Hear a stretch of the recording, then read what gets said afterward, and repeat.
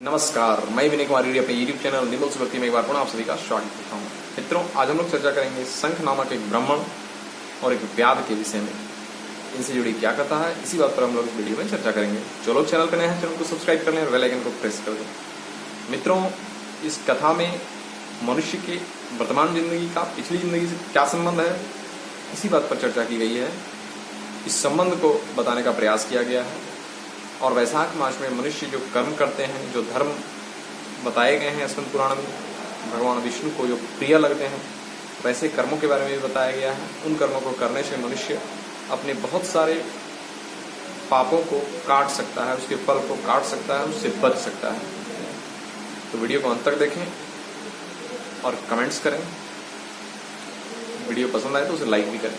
तो आइए वीडियो को शुरू करते हैं।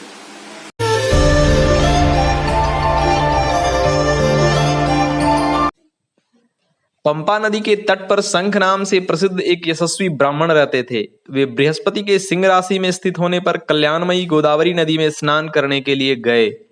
मार्ग में वे दुर्गम, जलशून्य एवं भयंकर निर्जन वन में धूप से विकल हो गए थे। वैशाख का महीना था और दोपहर का समय। वे किसी वृक्ष के नीचे जा बैठे। इसी समय कोई दुराचारी व्याध हाथ में धनुष धारण किए वहां आया।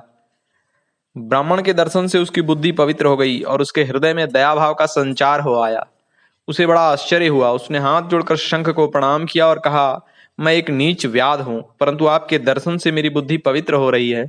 अतः आप ही मुझ पर कृपा करें और मेरी मुक्ति का उपाय बताएं। व्याध का वचन सुनकर शंख ने कहा, यदि तुम कल्याण चाहते हो तो वैशाख मास में भगवान विष्णु को प्रसन्न करने वाले जो धर्म बताए गए हैं उनका पालन करो। प्यास से आकुल शंख ने सरोवर में स्नान किया और मध्याह्न काल की उपासना पूरी की। फिर व्याध के लाए फल को खाया। उस समय व्याध ने हाथ जोड़कर कहा, मुने, किस कर्म से मेरा तमोमय व्याध कुल में जन्म हुआ और किस कर्म से सद्बुद्धि और आप जैसे महात्मा की संगति प्राप्त हुई। शंख बोले, पूर्व जन्म में तुम वेदों के पारंगत विद्वान ब्राह्मण थे। साकल्य नगर में तुम्हारा जन्म हुआ था, किंतु आगे चलकर किसी वेश्या में तुम्हारी आसक्ति हो गई।